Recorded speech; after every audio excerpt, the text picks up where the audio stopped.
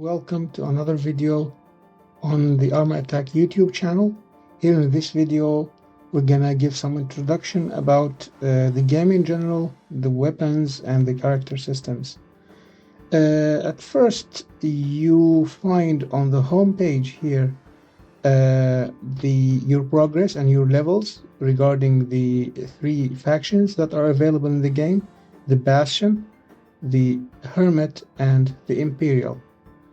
First, if we looked at the Bastion, those robots or those characters tend to be tanky in general, with decent firepower, and each HP bar of every character is divided into chunks, where the robot, if taking damage, can repair up until that chunk.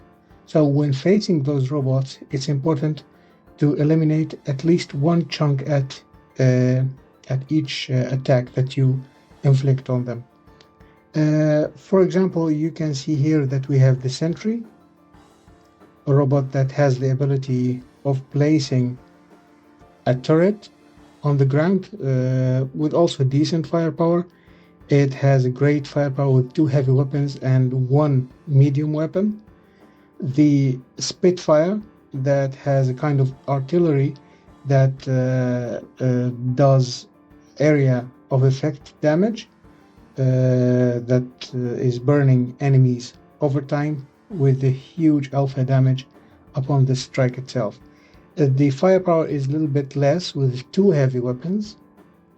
And 3, we have this tank looking thing that carries 3 medium weapons, a bit less than the other characters, but it has a very effective defensive shield, which not only shields the character itself but also the surrounding allies.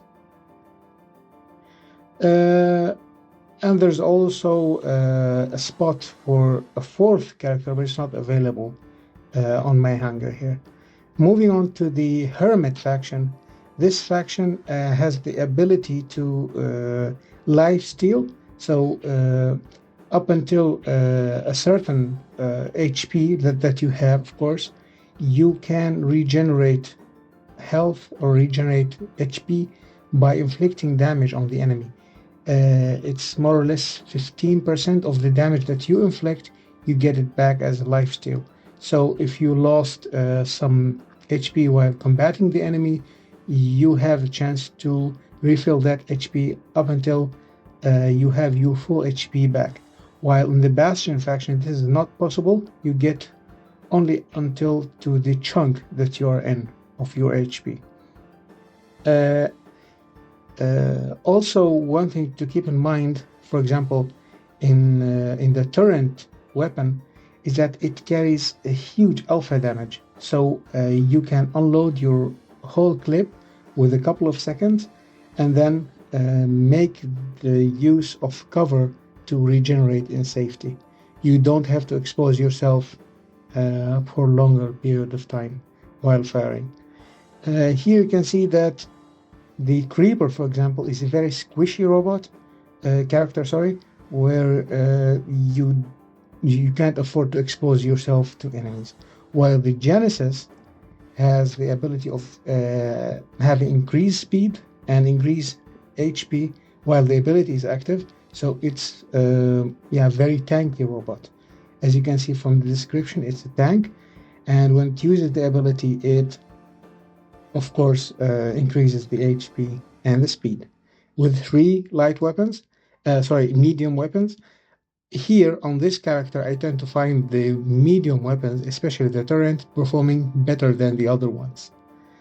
The Creeper, mostly featured on this channel, also carries 2 turret weapons, and with the agility that it has, because it has the leap ability where you jump a long distance to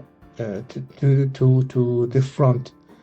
So it's not a very high altitude jump, it's just a forward jump. And moving on to the 3 third character here, the Acrid, it has a very powerful ability where it delivers a huge amount of damage at one strike, but you have to be careful while aiming this because there is a good chance that the enemy can evade it. And it also carries, well, on paper, theoretically, it carries the largest firepower of this faction. Well, in fact, as I said, I think that the medium weapons here perform better than the heavy ones. Moving on to the Imperial faction, where you, of course, have the blue shield that regenerates over time. You have to be in safety for 6 seconds for the shield regenerates up until it's full. And with upgrading, this period of time before the regeneration can increase as well. So with the Shroud robot, has 4 medium weapons.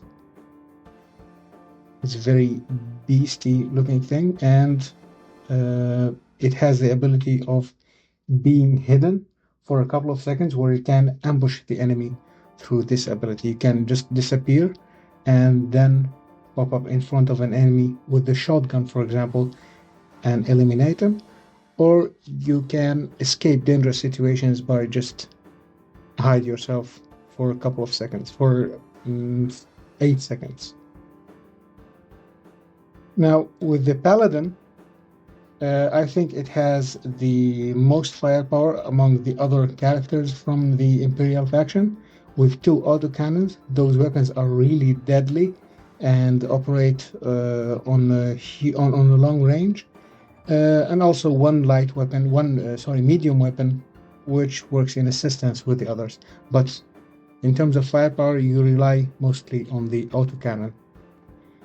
And the ability of the Paladin is to activate an absorber shield that can absorb all kind of damage, all incoming damage for a number of seconds, where you can just use it to brawl against a powerful enemy or return back to safety if you're taking unnecessary amount of damage. And of course, the shield regenerates, and the passive ability of this faction is the shield that it has. The Architect character carries 2 medium weapons, and its ability is placing a front shield that is placed on the ground, where you can still navigate around it.